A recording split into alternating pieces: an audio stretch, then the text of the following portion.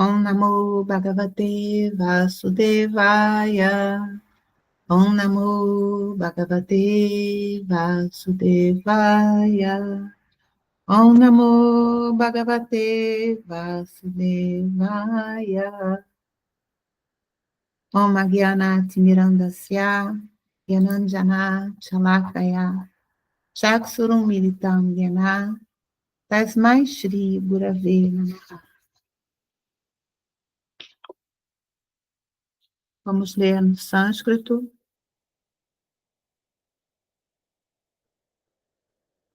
Tata praduskritam tejaha pratchadam sarvato disham pranapadam abhiprexya Vishnur uvachaha. Verso 22. Arjuna uvacha Krishna Krishna Mahabaho Bhaktanam Abhayankara Tvameko Dayamananam Apavargosi Samshretehe. Então, nós estamos no Srimad Bhagavatam, canto 1, capítulo 7, o filho de Drona é castigado. E hoje nós estamos nos versos 21 e 22. E eu vou colocar aqui agora a tradução para vocês acompanharem.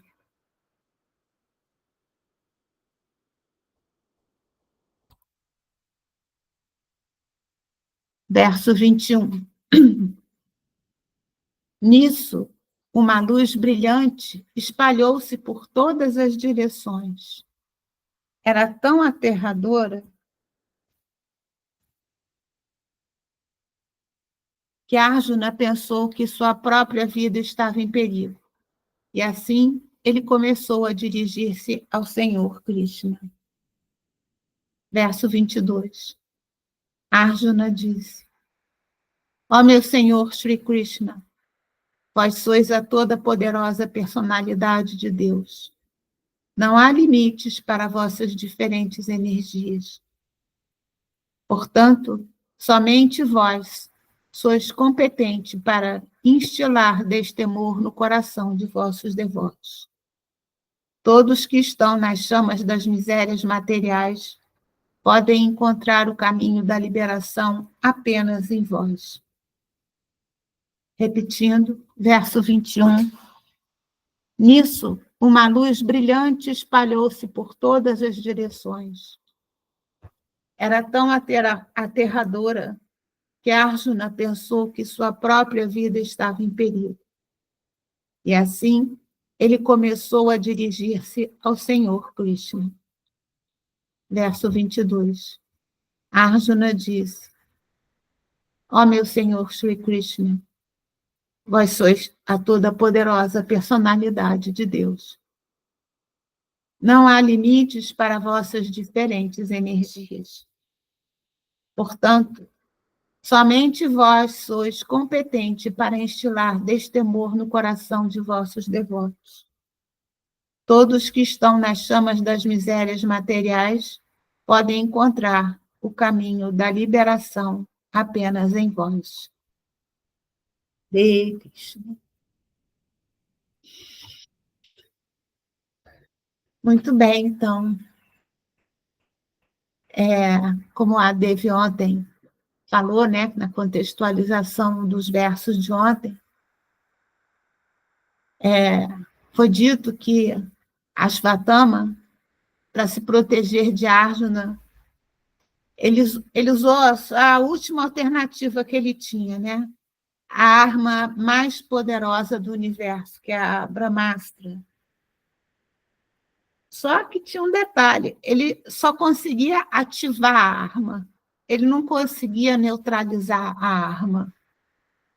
Então, a Devi ontem contextualizou muito bem, né? Fazendo um paralelo com a nossa mente, que se ela não for educada, ela estará sujeita a todo tipo de ataques, né? E aí eu acho que é interessante a gente continuar nessa linha de raciocínio, porque é, né, a nossa vida, né? É o que a gente passa todo dia.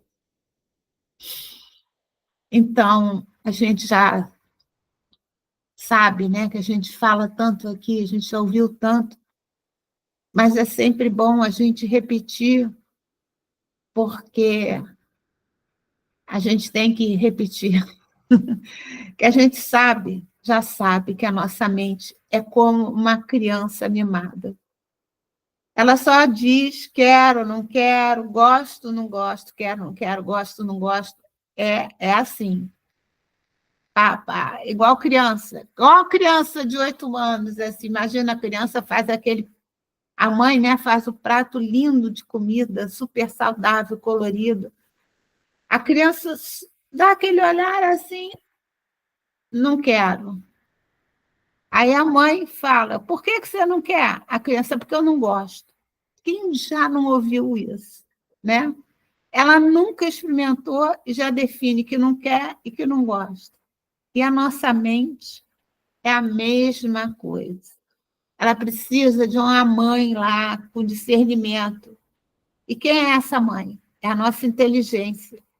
A nossa inteligência é que avalia, né, o que é melhor, o que vai ser melhor para a gente. A nossa mente diz, eu não quero. Aí a inteligência vai lá e diz, mas é necessário. A nossa mente diz, eu não gosto. Aí a inteligência vai, não, mas vai ser bom para você. Quantas vezes, né, a gente fica nessa? É como uma mãe, né? E como a mãe, né? Quando a criança come tudo, né? A mãe vai lá, dá os parabéns, dá um beijinho, um abraço, que bom, meu filho, você comeu tudo, vai crescer, é um menino saudável. E quando nós conseguimos dominar os nossos desejos, né, desenfreados, né, com desejos sentidos, estão só, né, o externo, só trazendo coisa para a gente, quando a gente consegue dominar isso, a gente também deve se parabenizar, porque faz muita diferença. É um ato de amor para com a gente mesmo, aumenta muito a nossa força de vontade. Isso foi só um paralelo aqui. Mas voltando lá no verso, e, né, com essa questão da nossa mente, muitas vezes os ataques, né, a maior parte das vezes, também vêm de fora. E no verso, Ashvatthama está querendo destruir a Arjuna, né? Não só no Arjuna, mas no desespero que ele está, com a mente dele tão tamásica e tão nublada, ele nem se dá conta de que ele vai destruir tudo com aquela arma nuclear. Tudo e ele também, né? E o pior de tudo é que ele nem sabia como combater o efeito da arma. Então, imagina, destruição total, né?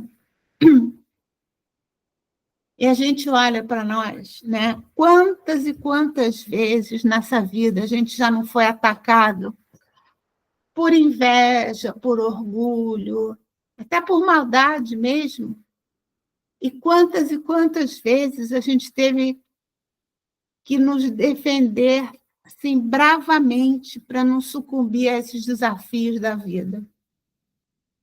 E quantas vezes a gente já levou um golpe, a gente cai, levanta e continua a nossa jornada. Tem até uma música antiga, não sei, talvez alguém aí se lembre que a mãe cantava, sei lá, que falava, levanta, sacode a poeira e dá volta por cima. Era um samba aí, não sei se era uma música de carnaval, não me lembro. Então, levanta, sacode a poeira e dá volta por cima. Então, a gente está vendo que isso não acontece só com a gente. É geral. Tem até música antiga. Então, nada disso é novidade, né? Mas, às vezes, chega uma hora que cansa. cansa, né? Essa vida às vezes cansa, ainda mais quando a gente já viveu um tempinho bom. A gente cansa de ser massacrada, mastigada, moída, e a gente se vê literalmente em perigo, assim como Arjuna.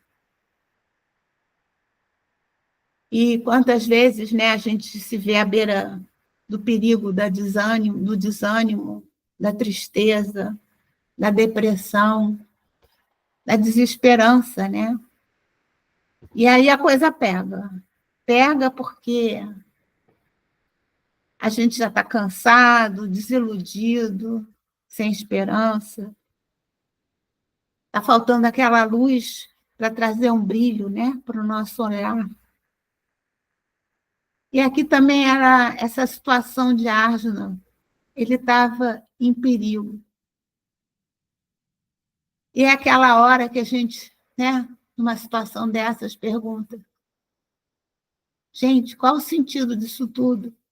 Por que eu estou passando por isso tudo? O que é isso tudo aqui?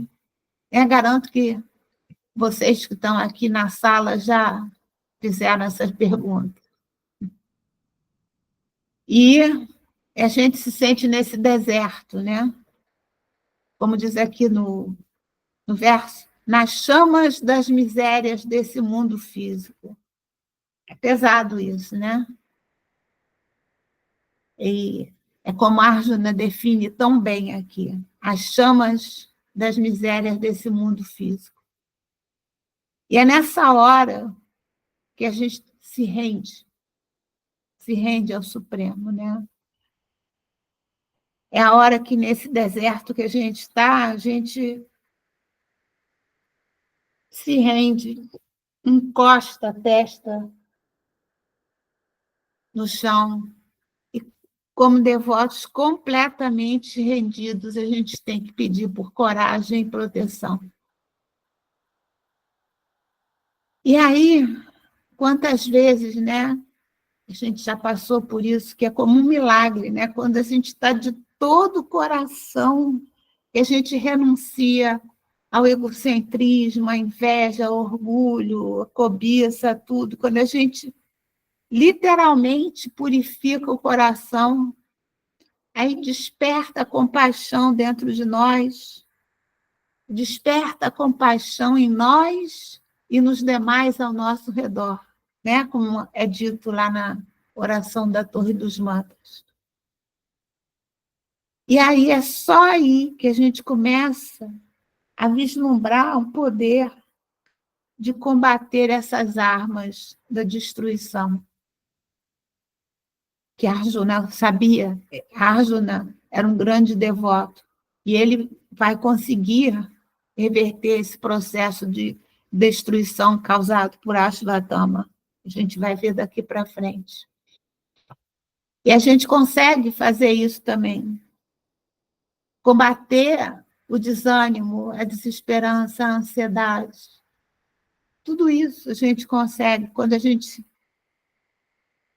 se rende e vê que não adianta ficar se batendo na vida, lutando, lutando, lutando.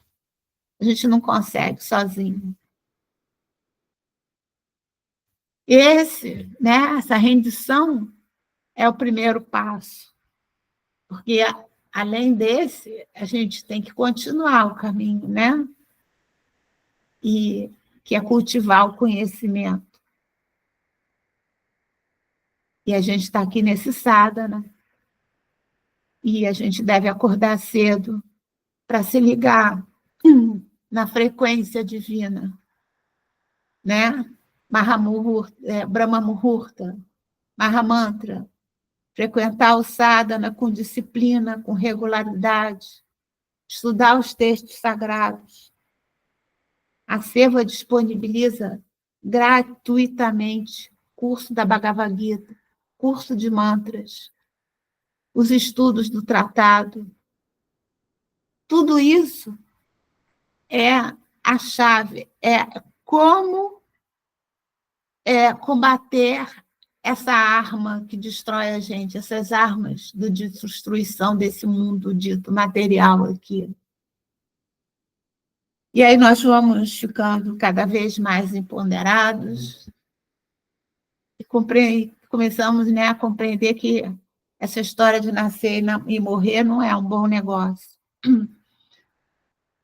E a outra alternativa é muito melhor, que é viver em paz, em um ambiente repleto de Ananda, com pessoas amorosas, altruístas, pacíficas, alegres, bem-educadas, belas, conviver com almas evoluídas que já passaram pela depuração desses anartas todos que a gente tem no coração e que vivem em paz, em harmonia. E isso é possível, sim, mas a gente tem que trabalhar para isso, para compreender, para ver que existe essa alternativa de verdade. Então, vamos lá, né, gente? Vamos continuar aqui, todo dia mais um passinho, e que a gente consiga. Então, era isso que eu queria dizer hoje para vocês. Hare Krishna, Hare Krishna, Krishna Krishna, Hare Hare, Hare Rama, Rama Rama, Hare Hare.